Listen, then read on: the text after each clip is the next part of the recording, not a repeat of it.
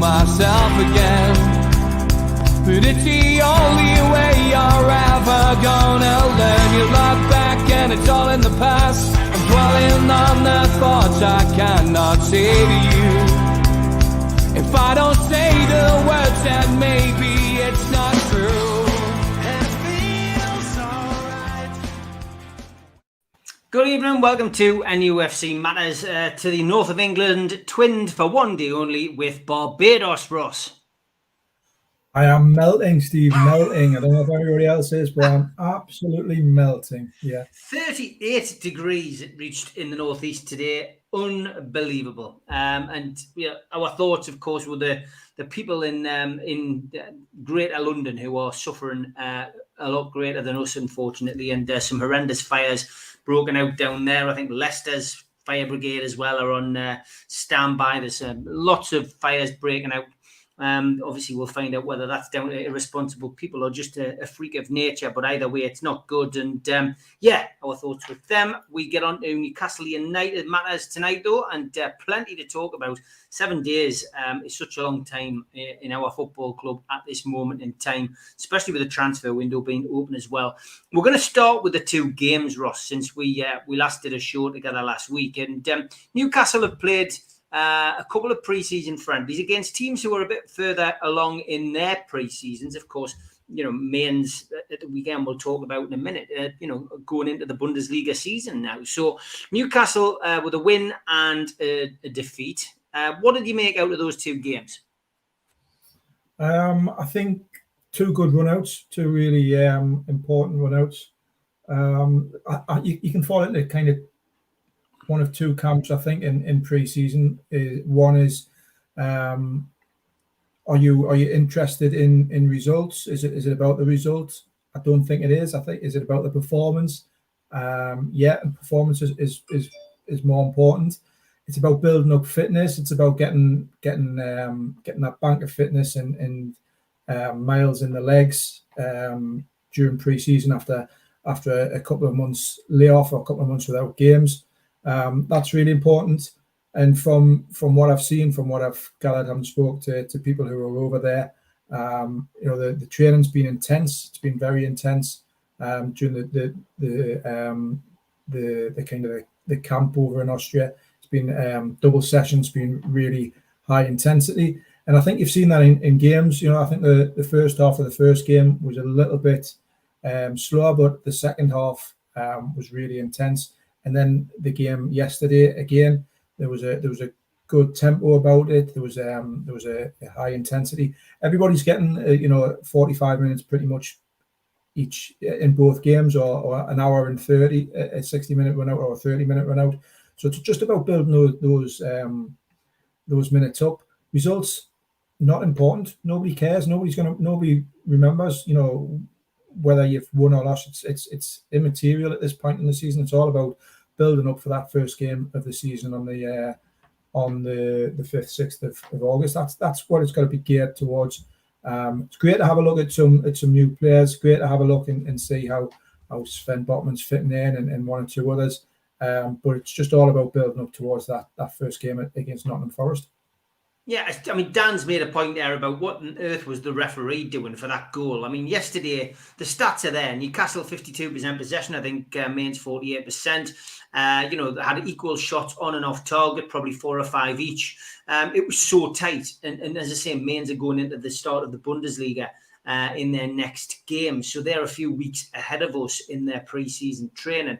But yeah, it was just he switched off. And I thought the officials were awful. But I mean, it is just a pre-season friendly, I know. But I tell you the other thing, and Liam Kennedy picked up when he did his pitch side report in on the show last night, was that Trippier, even though it's a meaningless game, it's just a friendly. Trippier actually went along the full line and apologised to everybody and held his hands up because it was his fault for the goal.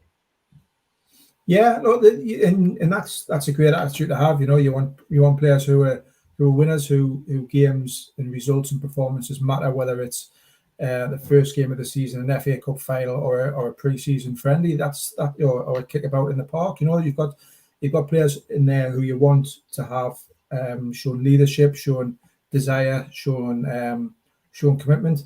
Kieran Trippier is a funny one. I don't think in the 2 games that he's seen, I don't think he's had the best of 2 games. We all know what a quality actor he is, but I don't think he's particularly had the 2 strongest games. But we know what a quality player he is, and like I say, it's all about gearing up towards that first game against Forest when the season starts in earnest. It was a good game to have yesterday because they finished 8th in the Bundesliga, I think, last season. So that obviously no mugs. You've got games against Atlanta and Atletico coming up as well, which are again teams that have finished in strong positions in their domestic leagues. So you want to be tested. You want big tests for the pre-season friendlies, and Newcastle are certainly getting those. Yeah. Happy birthday to Trulls in the chat, one of our long-serving supporters. Great to have you in the chat, Trulls, as always. Hope you've had a great birthday. And as somebody said earlier in the chat, I hope your birthday cake is an ice cream cake as opposed to a cream cake with this kind of weather we're having. And Rachel seems to be enjoying the weather as well. I think we all are to a degree, but 38 degrees. Dear me, how. Dan says, Steve, my membership pack will turn up soon. Can you keep the scarf until it's more appropriate? Yeah, don't put the scarf on, mate. Don't put the scarf on. Keep it for the winter months, mate. Okay, right. Get your questions in, and we've got a few already. Ross and I don't always guarantee to have the answers. We might be able to answer some. We might be able to clear up some of these, but as always, it's mainly our opinion on this show. Don't forget that. Craig Davidson says, any truth in Angelo from Santos? I've got to be honest, Craig. It's another new name to me. And we just get new names time and time again, thrust at us. And Angelo from Santos isn't one I've heard, Ross. Is it one you've heard? Yes, it is. I did a piece for the Express, Daily Express, about a week or so ago. He's a very, very talented young Brazilian player at Santos, young forward, 17 years old. The interesting part on this one is that he's been scouted a lot. Steve Nixon has been over in the last couple of 3 weeks to Brazil to try and work on the deal, to get a bit closer to the deal, get closer to Angelo's representatives, get closer to his family. It's a really intriguing one, this one, because he is one of the most, if not the most, currently highly rated young player coming out of Brazil. It's very, very, you know what happens, Steve, when these players come up. If you all of a sudden you're the next Neymar, or you're the next Pele, or the next Dutch player coming out of Holland is the new Johan Cruyff and all that sort of stuff. He has been called the next Neymar. He is highly, highly, highly thought of. But it's one which won't happen this transfer window, for the simple fact that he's still 17, and you've got to wait until he's 18 before kind of FIFA rules allow him to move countries. So at 17, he's one for possibly the January transfer window. He's 18 just before Christmas, I think a week before Christmas, something like that. Highly, highly talented. I think the youngest player to ever play one of the youngest players to ever play in the Copa Libertadores as well. So a real kind of prospect for the future. And like I say, Steve Nixon has been over there trying to get a bit closer to the deal. So one of those to watch this space. It might be something that happens January. It might be something for later on in next summer's window. But there's definitely interest there for them. Okay, Tom Dixon, good evening, mate. One of our mods. He says, reports in France claim Lyon are willing to accept a £34 million offer for Lucas Paqueta. Thoughts on this, Ross? Yeah, I've seen the reports. Really, really interesting one, because, at one point they're talking of 55 million. Why are they now looking at 34 million? As far as I'm aware, they don't have to sell. There's not a Lyon on financially in trouble. So why would they all of a sudden, according to reports, take £21 million off the transfer fee? It's an interesting one, unless they just want to get rid of him for whatever reason. But that's a big drop from 55 million down to 34. Look, it's one of them. It's never going to go away at Paqueta until he signs for Newcastle or signs for somebody else. I can only repeat what I've said previously. It's not a deal or it's not signing that to the best of my knowledge is one that they're pursuing. But look, I've said on this show a few times, there's a list of targets, and they'll have to work their way through that list of targets, and at some point they'll maybe revisit Paqueta, and it might be this window if there's a deal to be had. But yeah, it's a funny one, that 21 million coming off of a what was a hefty price tag.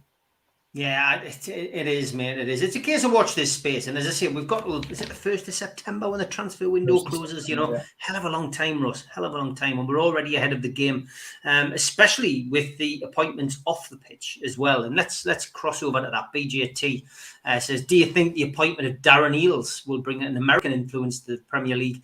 And is the Premier League and Newcastle ready for this? And yeah, Darren Eales, we're getting asked, especially on the Three Amigos show, with a little bit of inside knowledge that the lads tend to have on there. When's the chief executive coming in? When is it coming in? Who's it going to be? Well, it was this man, Darren Eales. What's your take on that? And do you think the appointment of Darren Eales will bring an American influence? BJT wants to know.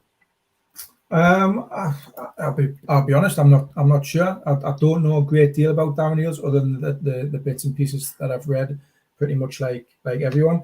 I think what's interesting is that it's an appointment which is obviously much needed in that role, and working alongside Dan Ashworth. And I think that the two of them, the best of my knowledge, have worked together previously in different roles as well. So they know each other. Hopefully they'll be able to work very, very closely together. Getting those people in place at them and then top really crucial appointments, I think is key in terms of taking the pressure off Amanda Stavey and the rest of the ownership group, who have obviously had to do a lot of the legwork so far since they came in terms of those key decisions. So yeah, look, a really interesting appointment. He's obviously got that background in USA and in America. Whether some of I think bringing somebody in with contacts and with knowledge and tentacles that stretch further than just around the Premier League is important, especially as Newcastle want to kind of grow their brand further and further than just these shows. Yeah, Barry Hogan, I'm just typing a message reply to you there in the chat. But yeah, Shaw's okay, mate. Liam Kennedy mentioned it last night on the show. But yeah, Darren Eales, good appointment. Newcastle getting things right behind the scenes. And Mirdad Gadusi on Twitter saying we are building a skyscraper, which certainly got a few of the fans excited. Not all the fans are excited though. And this is the next thing I'm going to cover. Kevin mentions it in the chat tonight, not in a critical way, just getting his point across. He says, I'm the biggest cynic with where Rich, just go and buy this one and that one. But after yesterday, I looked and thought, hold on a minute, if we are 100 times richer than City, why are we not doing what they did? Now, this is, a comment which probably addresses a lot of the wider comments that are on social media. And again, it's that... the social media element of not just football, but anything in life, Ross, can give a warped view of things. But a lot of people seem to be getting aerated, and I don't think it's got anything to do with the heat. Some people feeling that we're not doing enough in the transfer window. People thinking that, they can't understand why Jamal Lascelles is captain because they thought, in their mind he was going. It just seems to be just a lot of negativity when I don't think we should have any negativity at the moment. There's nothing there to be negative about. What's your take on that? So I think to answer the initial question around Man City and why Newcastle aren't kind of spending big as Man City did.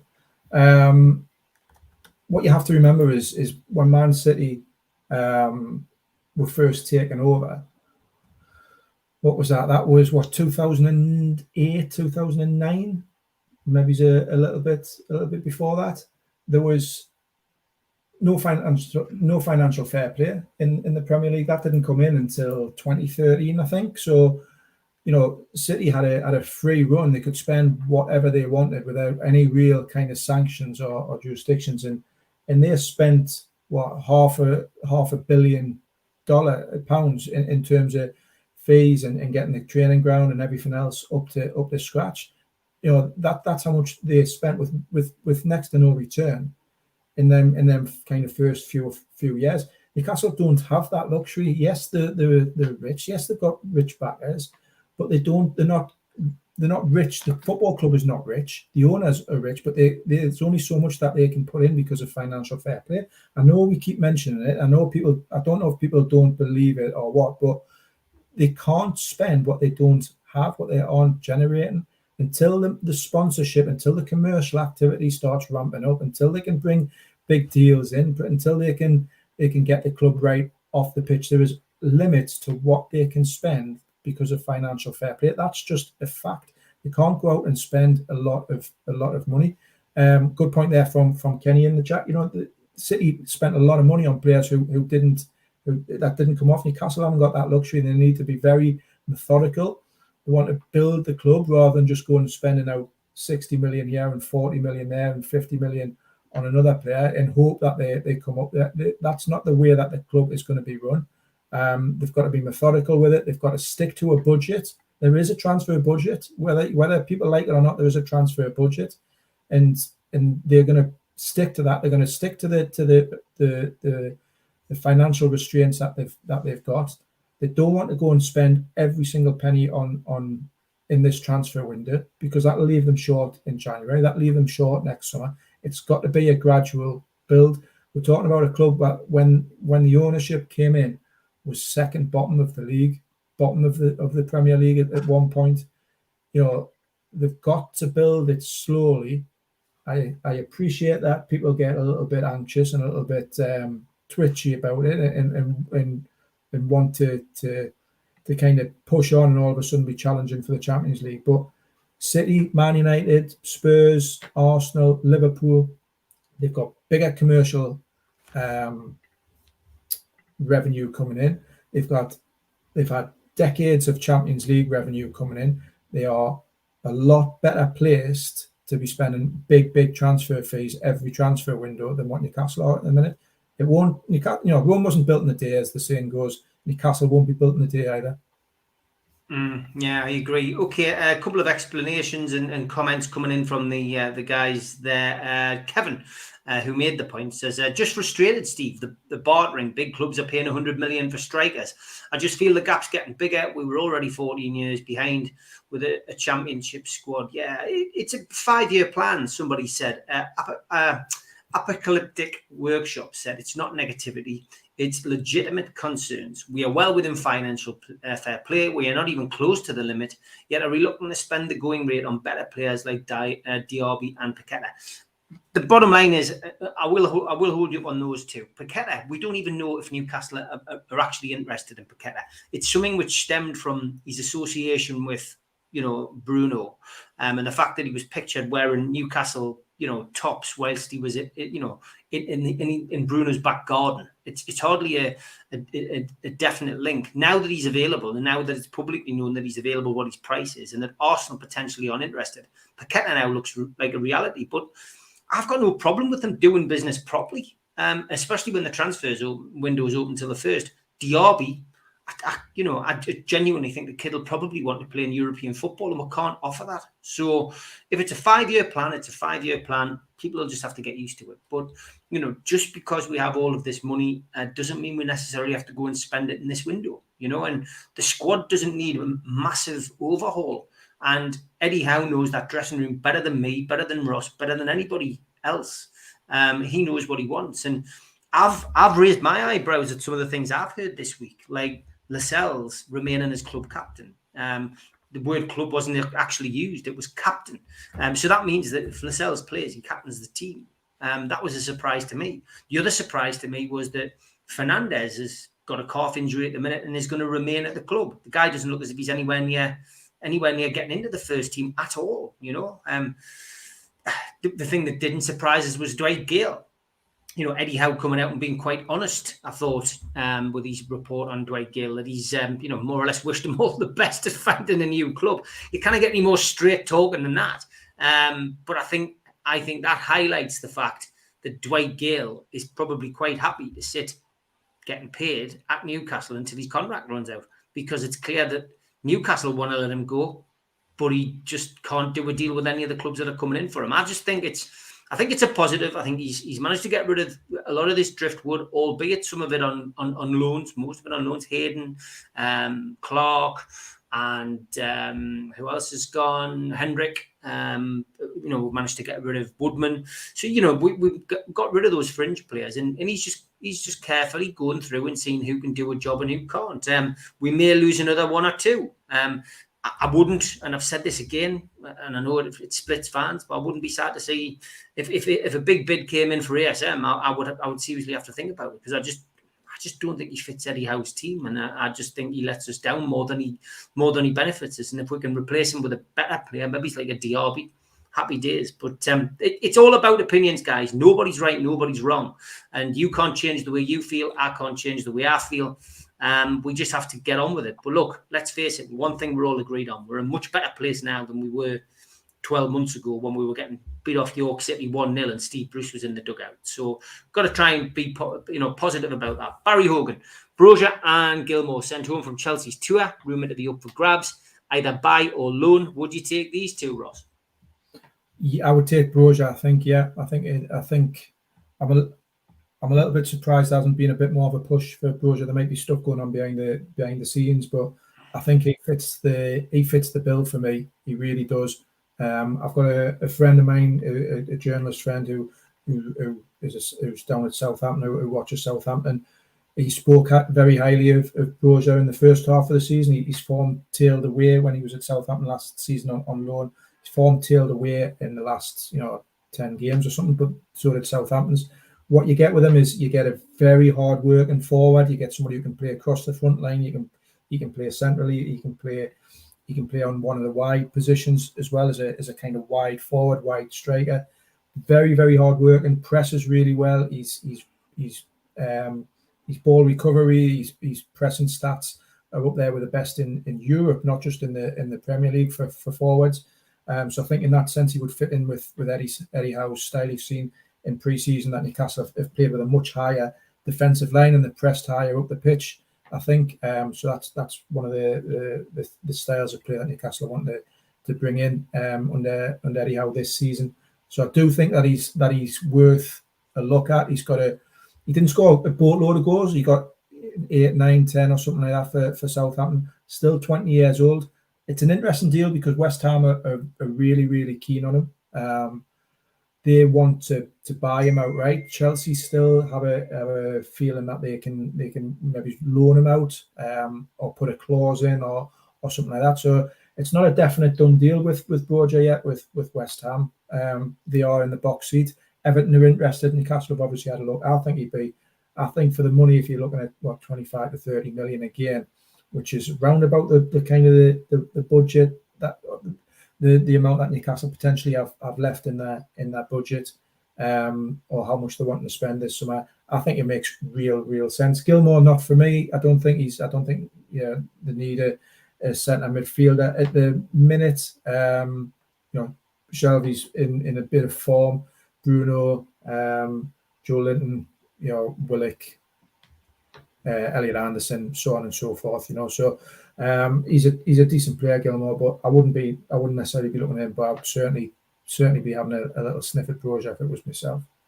Kevin's just took the words right out of my mouth, actually. He just says, let's just wait until the transfer window's closed and then we'll have a better picture. And apocalyptic, God, I'll get that word right one day, workshop. But that's not the point. Paqueta would massively improve us. Or someone similar. It doesn't have to be him. There's others available. Not having a go, just certain things seem odd to me. Yeah, I think you're right in the sense that, there's, people are just expected Newcastle to go out and spend. But, they have got a 5-year plan. And I just think, just a bit of patience. And like Kevin says, wait till the end of the transfer window and we'll see where we are. Steve Middleman said, City didn't have European football when they started to grow. No, they bought Robinho. It was a big marquee signing. Maybe a marquee signing is what people need to calm the nerves. Kevin Miller says, I completely agree with David Sharp. We are now realising where we're actually at. after the hype of the takeover and avoiding relegation. Dan also says there are outside situations that will drastically affect the quoted price for Paqueta. Would you spend 65 million on him when you could get him for 35 million in January? You see, lots of things do come into play with the transfer window, which people have to realise as well. Stephen Parker says, if you're playing with the big boys, you've got to pay big boy prices. Owners say they have ambition. It's time to show it. As up front, we are dreadfully weak. I mean, I'll take that up with Stephen Parker there. If you're complaining that the owners haven't shown any ambition yet, I'm gonna have to disagree with you there. You know, the owners have come in, they've spent what they've spent. They've spent 80-90 million in January. They're on course to spend 80-90 million again in this transfer window. That's, you know, you're pushing the thick end of 180 million in 2 transfer windows. You can't say that they haven't got ambition. They've got ambition and they're showing ambition. They're just not prepared to spend money on players that they don't think are worth the money that the prices that they're being quoted, or the agents' fees that they're being quoted. They want to run the club properly. They want to run it within a framework that they've set out that they think is sensible but realistic. They've got a 5-year plan. To say that they're not showing any ambition because they're not prepared to spend 60 million on Diaby, who, let's be honest, we don't know anything about. We haven't seen him play, or spend 65 million on Paqueta just because he's Bruno's mates. To say if they're not prepared to spend that, they're not prepared to spend that. And I, for one, don't blame them. Yes, we all know that they need some extra firepower and some extra quality in that final third. You know, that was evident again yesterday, and the lack of quality in when the ball went into certain players in that kind of final third, that lack of cutting edge. Yes, they need to add some quality in there, but not to pay over the odds, not to be held to ransom and pay daft money like we've seen the club do in the past. They're not going to get every transfer decision right. They're competing with the big boys, which means you're competing against Paris Saint-Germain for Hugo Ekitike. No, let's be honest. That's who Newcastle are competing against. Paris Saint-Germain. We're not competing against, you know, Plymouth Argyle. You know, so if you lose out on a player to Paris Saint-Germain, is that because you're not showing enough ambition? I disagree completely. It's very, very difficult when you're wanting them top quality players at that top end, but they've got to stick to what they feel is right. And at 180 million pound over 2 transfer windows, I think is a very, very decent outlay. Yeah, no, it is definitely well said. I agree. I think they've just got to. We've just got to have a bit of patience. That's all it takes. And let's see where we're at, as Kevin said, at the end of the transfer window. Big thank you to Spider Miner, worldwide coverage from the lads. The only cryptocurrency miner that can mine 5 different cryptocurrencies at the same time whilst using virtually no energy, and it's VPN protected. Buy yours now at www.miner.spidervpn.org. Thanks to Skips and Bins. Telephone 0800 25 45 25 3. Email inquiries at skipsandbins.com. Website www.skipsandbins.com. Easy contract free and pay-as-you-go waste collection. Thanks to L&G Family Funeral Directors 01913 897245. And a Garden of Healing Dispensary, CBD hemp and cannabinoid specialists, www.thegohd.com. Thanks to qtechshop.co.uk, the makers of pool tables and snooker tables in Walls and Newcastle, and to Mr. Vicky's Handmade in Cumbria. And they can be contacted at mrvickies.co.uk or 01768 210 102. Thanks also to Away Day Clothing. Thanks to Media Arts for all the help with video technology. If you want to subscribe to the channel, hit the Newcastle Legends logo in the bottom right-hand corner, and you can subscribe for free. Hit the thumb up to like the video, click share to share to your social media, and drop into the comments box to post me and Ross a question. We're also available on iTunes and Spotify and other podcast providers, usually 24 hours after the show has finished. If you want to become a member and help support the show, click join underneath the video. If you want to spend a little bit more, then go to NUFCmatters.com, our website, and you can purchase a larger price membership, and you will get a scarf and a cup and a pen and a membership card and entry into the monthly draw. You can also access that by putting your smartphone over this QR code today. We also send out you a free car sticker if you subscribe. Just email john@nufcmatters.com for your car sticker today. NUFCfansfoodbank.co.uk. The Matchday Bucket is available 365 days of the year for you to make a donation to the food bank. Don't forget the Alan Shearer Ball raffle is still ongoing. $2.99 a ticket. Enter now at NUFCmatters.com. And we have got an event Monday the 5th of December, evening with Frank Clark and Gibbo down at the Tynemouth Surf Cafe. 10 tickets remaining. Our NUFC Matters Super 6 score predictor is up and running. Join the Matters gang, enter into our own league. £10 per entry for the season. Cash prize winner every month. Exclusive Manager of the Month t-shirt. Cash prize for overall season winner. Trophy and Manager of the Year t-shirt. Sign up now at NUFCmatters.com. And Monday night training at the Peter Beardsley Soccer School and July and August summer camp booking available now. Get your information from the Peter Beardsley Soccer School.com. Okay, back to your questions. And Kevin says, Ross, was that an actual jam jar with your water in? Certainly is. Class, he says. Class. And Colin, good point as well. He says, don't you think that is why we've not splashed out yet? The price has to be negotiated. Only fools rush in. Steve, good evening. He says, do you think you and Ross think a striker is more of a priority than a right winger, considering we've only scored 44 goals last season? And Callum Wilson was our top scorer despite missing half the season. What's your thoughts on that, Ross? Yeah, it's a difficult one because ideally they want to bring both in. They want to bring a winger in or a wide forward, and they want to bring a centre forward in. I think they might have to bite the bullet and either go with one or the other, or go with spend a bit of money on one and maybe look to bring somebody in on loan or something like that. Towards the end of the window, depending on who's available. Which is the bigger priority? I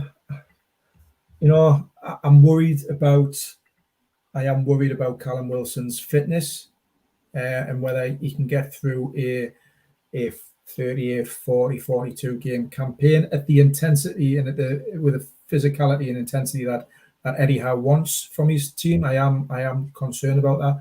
We do have Chris Wood in reserve, but that's. Look, I'll be honest. That's not a replacement that strikes. That fills me full of hope. Chris Wood's a very, very good player, but not someone I think that's going to push Newcastle into the top 8 if he's needed on a lot of games. So I think probably in hindsight, for me, if I had to choose between the two, I think I would go with a centre forward. But maybe trying to find one who can play in both, who can play out wide, who can play through the middle. There's plenty of strikers who can do that these days. That would be why. But I thought the end product from out wide in both the training games, in both the friendlies, was really, really poor.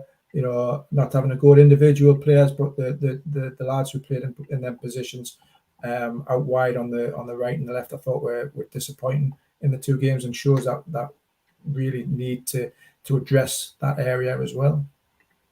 Yeah, I would agree as well, mate, on that. Cornier, 70 million, Noah Lang, 21 million, Asensio, 22 million. All would massively improve us and wouldn't break the bank, which is, I mean, look, I'm sure as well, those players could be looked at. Steve says, Gabriel Barbosa, Sekou Mara, and Arno Kalamuendo. Anything in these links, Ross?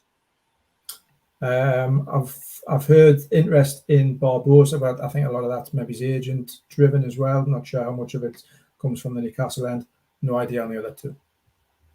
Yeah, again, lots of names getting thrown at Newcastle United. Newcastle United Football Club. They were even mentioning it on the commentary yesterday as well. Sean says, Ross, why on earth have we not looked at the free signings? Belotti, Dybala, Denier, Lingard, Grilch, all solid players. Good point. Really, really good question. I think that they have looked at a couple of free signings. How many on that list? I'm not sure. Obviously, Lingard is the obvious one that's been mentioned. We know the situation with Lingard. There's no real kind of secret about it. He wants a lot of money in terms of his salaries on a free transfer, and that would be the same with a lot of them who are available on free transfers. They want big wages, big signing on fees. And Newcastle at this moment in time aren't prepared to massively disrupt the wage structure to bring players in, unless they feel it's a real kind of player who can take them onto that next level. And they're not willing to wholly disrupt the structure that they've got in place. You have to look as well with some of these free transfers. Dybala, for example, fantastic player, but is he going to come to a team that haven't got European football? Absolutely not. This is the situation that Newcastle are in. So yeah, I think that they have looked at some free transfers. I thought they might have been able to get one or two free transfers in this summer, but so far it's not meant to be. Yeah, I mean, again, we've still got till the 1st of September. Good luck to Dwight Gale on finding a new club after clear the air talks with Eddie Howe on his future. Steve Middlemas says the thing that I seen against Mainz was that we're still short on the right wing and a striker. If we can't sign anyone, I don't think we will make more than 10th. But would 10th be such a disaster? Not being in the relegation zone is a positive for us. Roger Cook says Broja is still available as Chelsea don't want to sell in a wanna. Again, seems that potentially a move to West Ham is more likely for him, but we'll wait and see. Barry Hogan says, would people settle for Paqueta and Zapata? I will be satisfied with what we have. And Trolls, yeah, we've already said happy birthday. You're getting a home shirt when it arrives. Good luck with that, Trolls. Hope it arrives on time. Ian says, I married the Everton USA chairwoman in Chicago, Illinois, in USA in 2009, and she's gone off to Sunderland. Can any of your readers beat that? I'm not sure what that's all about, Ian, but sorry to hear that. Blue Rhythm Boy says, Liverpool lost 4-0 to Man U in the pre-season. Don't see them saying Klopp out. People can't be serious about wanting Howe out. No, definitely not. Steve makes a good point. He says Darren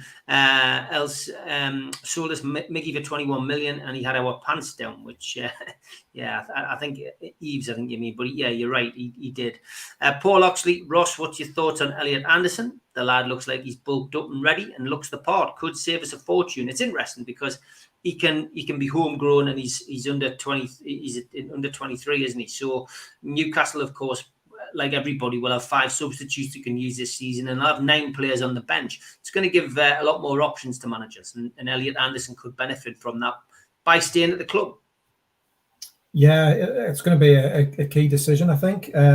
He's certainly done himself no harm in the 2 games so far that he's played. He's been one of the bright sparks.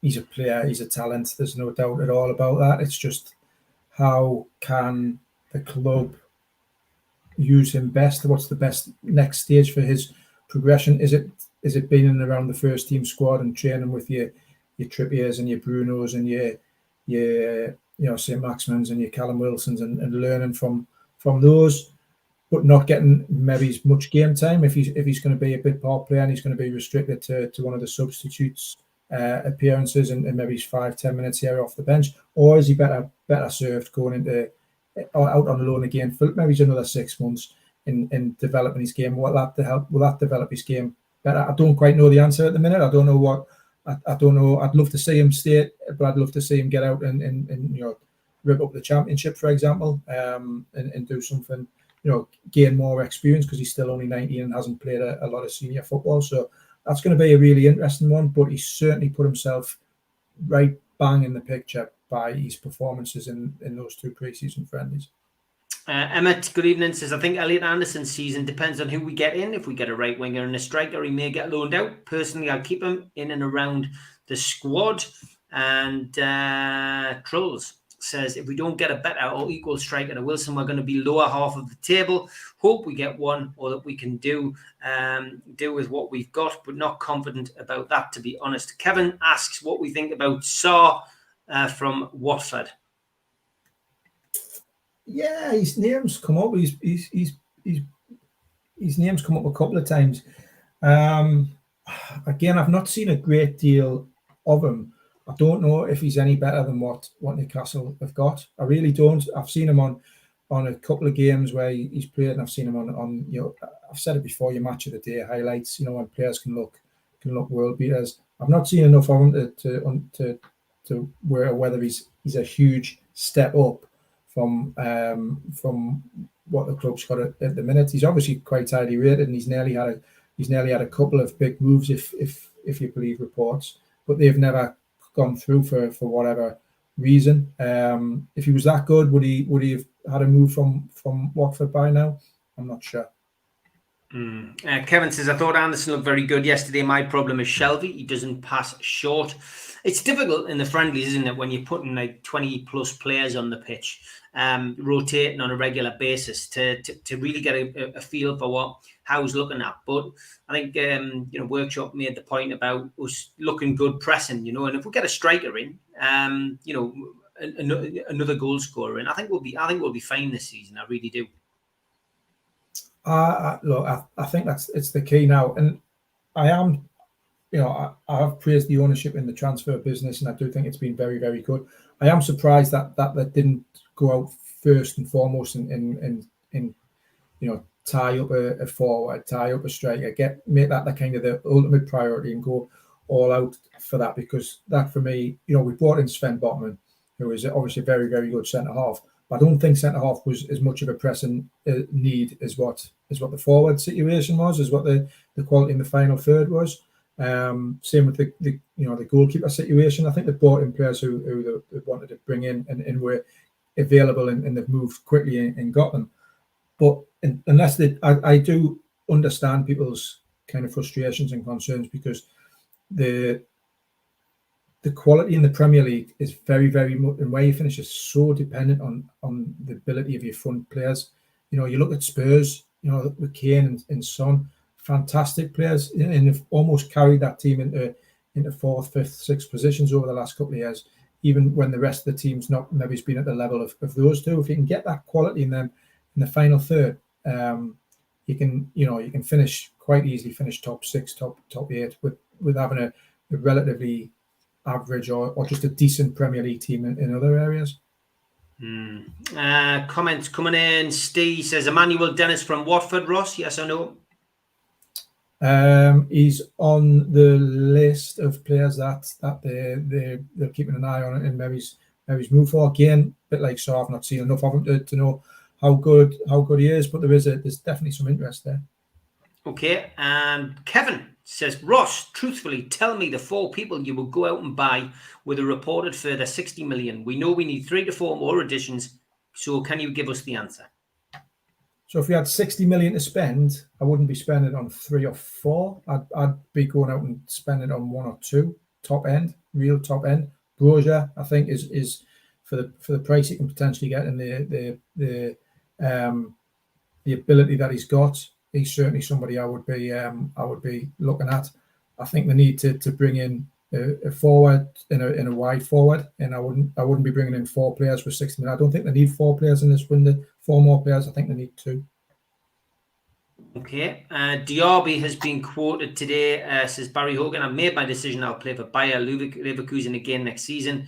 So we need to move on with that. I would be gutted if Anderson got loaned out as well, to be honest.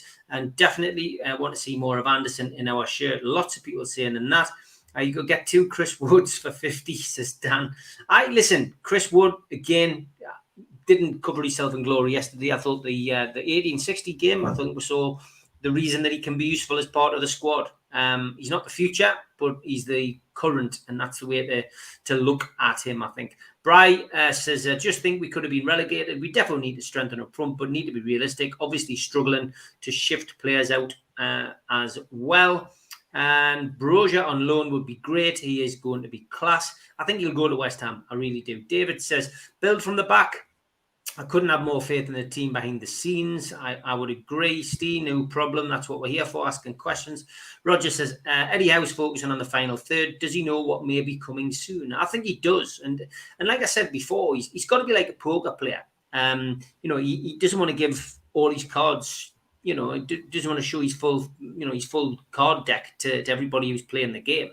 He just wants to say what he's got to say. And I just think it's the right way to do it. And like I say, 1st of September, judge Newcastle United on the 1st of September and how they've done on this transfer window. I genuinely think we will have some surprises, and I'm not the only one who thinks that. Kevin says, it's difficult to make discussion on the 2 goalies after the first 2 games. What's your thoughts on that? I still think that, it's a decision he'd probably wait until the first game of the season. There's plenty friendlies for the goalkeepers to impress. And although I can see people saying, well, he's brought Nick Pope in to be number one, I still think he's brought him in as, competition. They're neck and neck. The friendlies will decide who gets the nod. I think, Nick Pope has to come in, he has to be able to play with the back four or the back three with the two wing backs. However how he's going to play, it's I don't think that decision's made yet, Ross. I genuinely don't. I would be staggered if Nick Pope doesn't start the first game. I know you think he'll start, yeah. I really think he'll start. I wouldn't be surprised if Dubravka moves on before the end of the transfer window as well. I think that's my opinion. I've got that's I'm not basing that on any kind of real, on any inside knowledge or anything that I've heard. It's literally just my opinion. I think Pope will start, and I wouldn't be surprised if Dubravka's either gone this window or gone in the January window. Dave says it's a bit weird. People said Botman had a good game, but he had nothing to do. I just think that the fact that what he did do, Dave, he did well. He just reads the game. We've gone from having centre halves who make you nervous to having two centre halves who just look so accomplished on the ball. I mean, we all were going, wow, look at Dan Burn. He's the best centre half since Jonathan Woodgate. Now we've got two of them. And that is a great position to be in. Remember, we signed Bruno out of nowhere. It could happen again. Very true. Sean Taylor says you got 2 seasons, then we must be challenging top 6. If not a player like Bruno will leave. Steve says, can Darlow play right wing? I doubt it. Kevin says, Popey number 1, Dubravka great keeper, but poor for the goal yesterday. Yeah, it'll go to the wire, that decision, I think. Mick Lorraine's Geordie Sachs. This is a great suggestion. He said, what about putting Joelinton back up front? With his newfound confidence and Eddie's guidance, it could work this time, and it would make room for Paqueta. What's your thoughts on that? What a good little suggestion.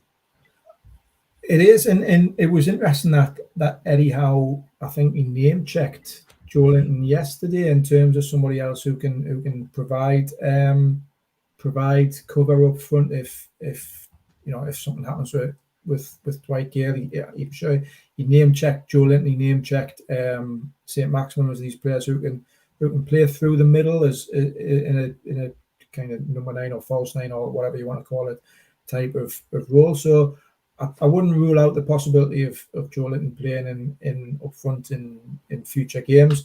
For me, I would just keep him where he is, though. He's player of the season. He was absolutely transformed.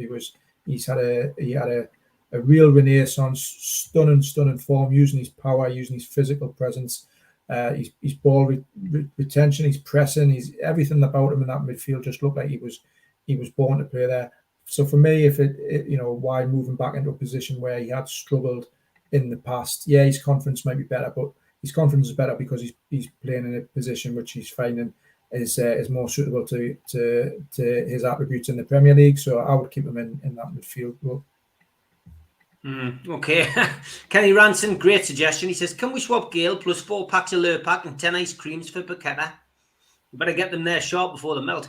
David Sharp says, Burn and Botman, both left footers. All Liverpool centre-backs are right foot. Of course they can play together. Yeah, we had that debate on here a while back. Put Lascelles up front. He's genuinely better than Wood from corners and free kicks. Oh, God, we're going for wholesale changes here. Joelinton's not composed enough to play up front, says Steve. As much as we love J7, as #7, he's not a natural finisher. Mazier says Joelinton up front would punt his head to the ball. Joelinton's just a machine in the midfield these days, isn't he? I think we'll just leave him there, and I think we will still get a forward. Ross, what's your thoughts on Lascelles being named captain, says Tom? I'm comfortable with it. I really am comfortable with it. Eddie Howe has, for me, he's looked at it and thought, what's most important here? Is it retaining the team spirit, the camaraderie? Do we risk upsetting the changing room by stripping somebody of the captaincy when he's done nothing wrong in terms of his leadership and stuff like that? I'm comfortable with it. I would have probably, if I'd been in the same position, I would have probably made the same decision. We all know that Lascelles, if everybody's fit and well, isn't going to be in the starting 11, and that somebody like Kieran Trippier will wear the captain's armband. I think Lascelles has shown a lot and done a lot for the players, for the club, for the changing room. I'm really, really comfortable with that decision. Yeah, me too. No problem, Bobby. Not a problem at all. Why would you take a player that has become a great midfielder and play him as a striker, position he isn't very capable of? Yeah, I just think people are looking for suggestions. I think it's not not a guarantee. It's just somebody suggesting that.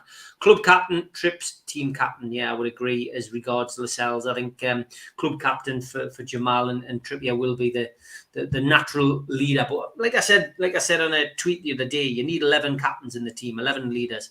Big Joe needs to stay in midfield. He's class there. We can't move him now. Best situation, keeping him club captain, and Trippier will lead us out.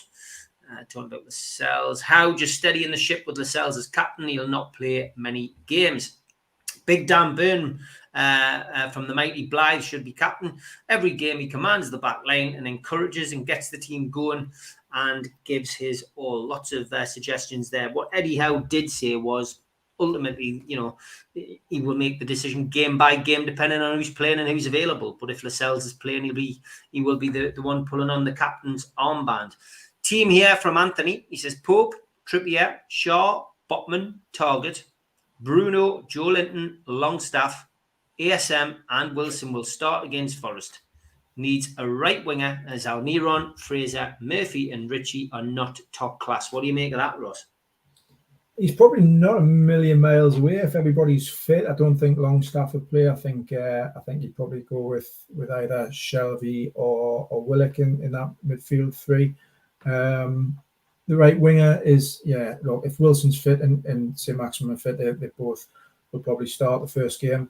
The right wing position is the one that's up for grabs. It's one that we've spoken about. I agree with Anthony. If you're looking at pushing into that top 8, top 6, I think that's the position that needs to be looked at. Almiron does a lot of good work. Fraser, Murphy, all good players, but just the lack of quality in that final third is really, really evident, I think. Yeah, you're right about hearing him shout during the game, Dan. I did hear him shouting at everybody. I could hear quite a few of the verbals on the commentary yesterday. It was interesting to hear. Are we expecting too much too soon, as the owners did say, evolution rather than revolution? Kenneth, yeah, I think we are, mate. I think just certain people in the fan base are getting a little bit too carried away. And you just need to keep your feet on the ground and just go with the flow. I'd rather see Anderson start over Longstaff, better player in my opinion. I think Longstaff's got the experience and he can finish. There's no doubt about it. But I'm all for keeping Anderson at the club rather than loaning him out this time. It's just an armband, says Doug. I hope we have 11 captains taking responsibility. Just backing up what I said. Would Troy Hawke motivate Chris Wood?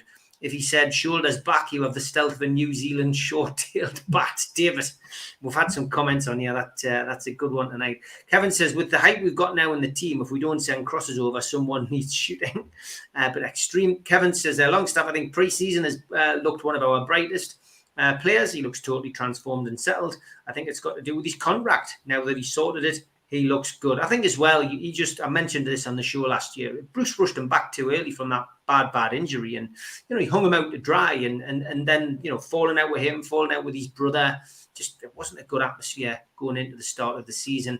From our perspective, we've got the player back who, Manchester United were looking at putting a £20 million bid in for. Dave says we need a winger who gets to the byline and crosses the ball.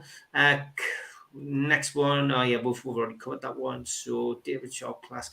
Yeah, I mean, look, we're coming into the second phase, if you like, of the pre-season friendlies. Ross, do you think Eddie Howe will start settling down into more towards the team that he's going to be playing against Notts Forest? I mean, obviously we've got another game away from home in Portugal, and then we've got the 2 back-to-back home games, and then we've got another one squeezed in with Burnley behind closed doors. So I guess as we get towards the home games and then that Burnley game, we'll have a bit of a clear idea who he's going to start against Forest with.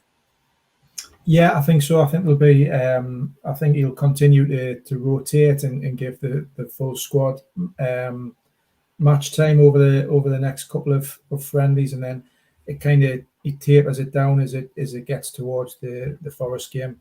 Starts looking at different combinations and how he might want to play. Whether you'll get a clearer indication of the centre half combination, for example, which is obviously a one which is open for debate a little bit. Similarly with the kind of the midfield combination as well. And that kind of right wing slot, which I think are probably the three areas at the minute where people aren't quite sure. So yeah, look, players pick up injuries as well during pre-season. There'll be some of that to take into consideration. But I'd expect the kind of the last couple of friendlies before the Forest game, that you start to see a bit more of the first team that he's hoping to pick for those first couple of games. Is the Burnley game part of the Wood deal or out of pity, Jack? I think it's just it's squeezing another one in, to be honest. And Vincent Kompany and Craig Bellamy down there as well. So I think there's a little Newcastle connection with Bellamy, isn't there? And maybe he's asked a favour from his old club. Roger Cook, Longstaff to flourish further and faster if playing without Shelvey. It's funny, that's one thing that Malcolm MacDonald has always said, that it's done him no favours playing with Shelvey. He always feels that there's been a bit of a thing between the two of them. I always find it fascinating when former professional footballers can pick something like that out, something a fan wouldn't pick out. Anyone think our friendliest are too close together? Hope we don't pick up any injuries. Yeah, I mean, back-to-back games is quite surprising, but I guess you're going to play two completely different sides, aren't you, Ross, in those two home games? Oh yeah, absolutely. They've got a probably a 30-man squad that they can choose from. You look at the games over in Austria, and there was players who didn't get much of a kick of a ball, if any. I think there was a couple, wasn't there? A couple of the younger players, obviously Matty Longstaff, I don't think got a run out, and there's people like Joe White and Taylor Cook and some of the youngins who can come in and get minutes. So it will be pretty much two different teams playing. Maybe he's getting 80 minutes into most of them. Some of them will get 90 minutes into them as well. So yeah, I've got no problem at all with that, with the size of the squads that the size of the squad Newcastle have got at the minute. Yeah, I would agree with that one as well. I'm sweating like Steve Bruce in the kebab shop. Huge. Somebody else has said, sweating like, Gary, that was the one from earlier. I'm sweating like a Macam in a spelling test. Some good ones coming in. This is the way it sometimes goes in the chat, mate. Unfortunately, people come up with these one-liners, and then the full chat gets full of them. They've got a good sense of humour. I'm back tomorrow night. It's not live tomorrow. I've got anniversary duties tomorrow, so I will put up a pre-record. Me and George Mitchell have done Those Were the Days, season 1957-58. I've stuck a link in the chat now, so you can click on that and set a reminder. Give it a watch. If you've not watched that series yet, please give it a watch, because George was there. He was on the terraces back in the 1950s. He's got some great stories. It's a proper history tour, and the photographs that he digs up as well, some of them are his own, some of them are from other places, ultimately are absolutely fantastic. So well worth a watch. 6 till 7 tomorrow night. Set the reminder, give it a click tonight and give it a watch. And if you haven't watched some of the other ones, give them a watch as well. But it's a night off for me tomorrow. I'll be back live on Thursday, 6 o'clock till 7 with Gibbo and Supermac. Ross, as always, absolute pleasure, mate, doing the show with you. Get your fan on, go and get yourself a nice cool drink, and I'll see you next Tuesday, pal. Take care. Cheers, Steve. Cheers, guys. Thank you very much.